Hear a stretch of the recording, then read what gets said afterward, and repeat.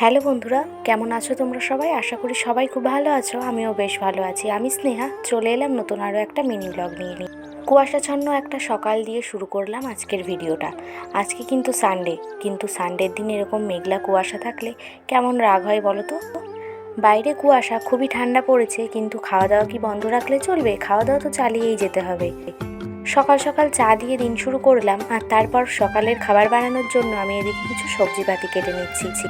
কি রান্না হবে বলো তো সকালে? আজকে বানাবো হচ্ছে গাজর, ফুলকপি, ডিম কুচি, পেঁয়াজ দিয়ে ভালো করে পাস্তাটা আমি বানিয়ে নিলাম এবং সকালের খাওয়াটাও সেরে নিলাম। আজকে তো রবিবার, এবার খাওয়া দাওয়ার তোড়জোড়টা একটু বেশিই হবে।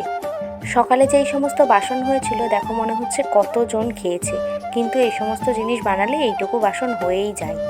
সমস্ত বাসন আমার মাজা কমপ্লিট। আর আজকে না আমার অনেক জামা কাপড় কাচার আছে। বাইরে ওদিকে সকাল সকাল তোমাদেরকে বলেছিলাম মেঘলাও করেছে, আর মেঘলা এখনও কাটেনি, কিন্তু জামা কাপড়গুলো আমার কাচতেই হবে। সেই কারণে ওগুলো কেচে ধুয়ে দিয়ে একদম শ্যাম্পু করে স্নান করে নিয়ে চলে এসেছি ঘরে। মা অনেকবার বারণ করছিল কাচিস না, কিন্তু পরে জানো তো সুন্দর রোদ বেরিয়ে গেছিল। আজকে দুপুরে খাওয়া দাওয়া হয়েছিল চিকেন আর একটা সবজি দিয়ে। সবার প্রথমে দিদি, বাবা, জিজু ওদেরকে খাইয়ে দিয়ে তারপর হচ্ছে আমরা খেতে বসলাম, আমি আর মা। তারপর চলে এলাম একটু ঠাকুর ঘরে রোদ পোয়ানোর জন্য। এইভাবেই কাটালাম রবিবারের দিনটা। তোমরা কেমন কাটালে অবশ্যই কমেন্ট করো। ভালো থেকো সবাই।